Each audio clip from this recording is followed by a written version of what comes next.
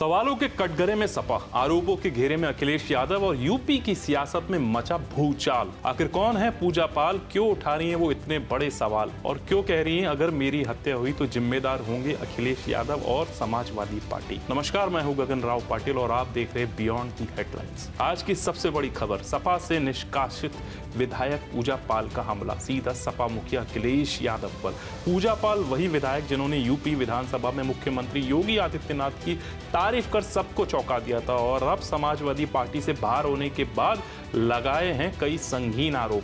दरअसल पूजा पाल ने एक लंबा पत्र लिखकर सपा और अखिलेश यादव पर निशाना साधा है। कहा, सपा में दलित और पिछड़े दूसरे दर्जे के नागरिक हैं। पहले दर्जे का सम्मान सिर्फ मुस्लिमों को, चाहे वे कितने भी बड़े अपराधी क्यों ना हो। मुझे पार्टी से निकाला गया, लेकिन जब अखिलेश की पत्नी बीजेपी को वोट देती हैं तब सब सही लगता है। विधानसभा सत्र, पूजा पाल का भाषण। दरअसल विवाद की शुरुआत हुई विधानसभा सत्र से, जब पूजा पाल ने मंच से मुख्यमंत्री योगी आदित्यनाथ की तारीफ की थी। कहा था, मेरे पति राजू पाल की हत्या के बाद इंसाफ सीएम योगी ने दिलाया, अतीक अहमद जैसे माफिया को मिट्टी में मिला दिया।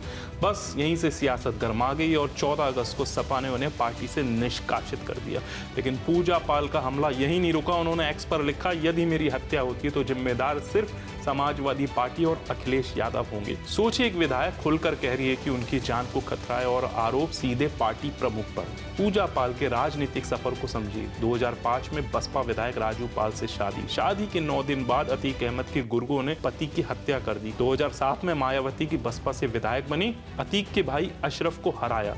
2022 में सपा के टिकट पर चुनाव जीता और 2024 में क्रॉस वोटिंग करके बीजेपी को समर्थन दे दिया। यानी राजनीति का पूरा चक्र। लेकिन अब सपा से टकराव ने नया मोड़ दे दिया है। पूजा पाल ने अखिलेश यादव को आईना दिखाते हुए कहा, आपकी पत्नी ने भी बीजेपी प्रत्याशी को वोट दिया, आपने खुद कई बार कांग्रेस और बसपा को समर्थन दिया, तो फिर मुझे क्यों निकाला।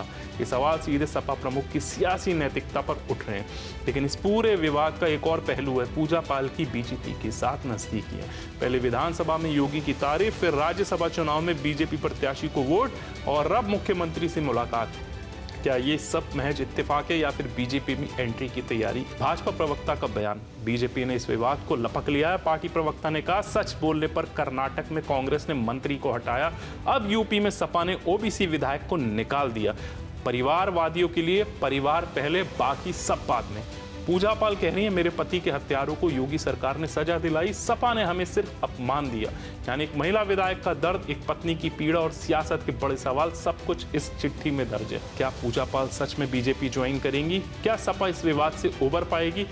क्या यूपी की सियासत में एक बार फिर बड़ा फेरबदल होने वाला है? फिलहाल इतना ही, लेकिन पूजा पाल की इस चिट्ठी ने यूपी की राजनीति में भूचाल ला दिया है। जय हिंद।